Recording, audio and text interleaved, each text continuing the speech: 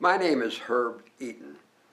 I was born in Peoria in 1949 and came to Bloomington in 1971, and I was, in 1973, decided to study art. So I was 23, 4 years old before I started. Among the things that I remember from my earliest days at ISU was Dr. Harold Greger's art history class on 19th century, 20th century art and architecture. And I had done a lot of personal study before then, so I was somewhat prepared for it. But I think the most important thing about Harold Greger for me was the assignment he gave us in that class one time, which was to go around and take photographs in Bloomington Normal of different pieces of architecture, different buildings, places that had some reference to 19th and 20th century European art and architecture.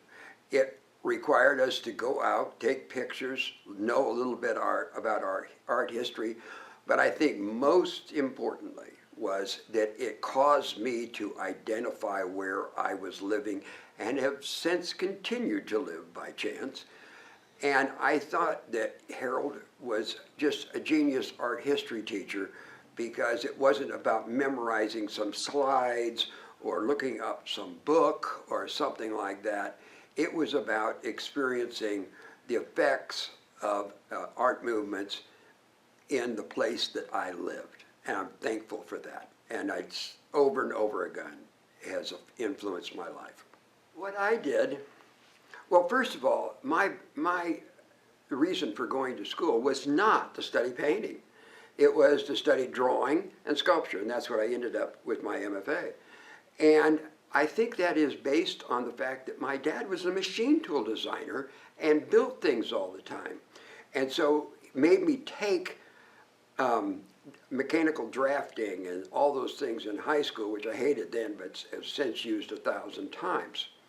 And so I wanted to do sculpture. I wanted to do three-dimensional things. But if you go to art school and you take art history classes and you're surrounded by most of the students want to do paintings, it is really easy to learn an awful lot about all those things if you desire to experiment with it.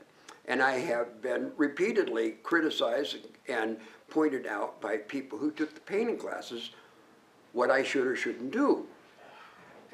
But there is a lot of people never learn any three-dimensional or draftsman skills going through art school. So that's what I did.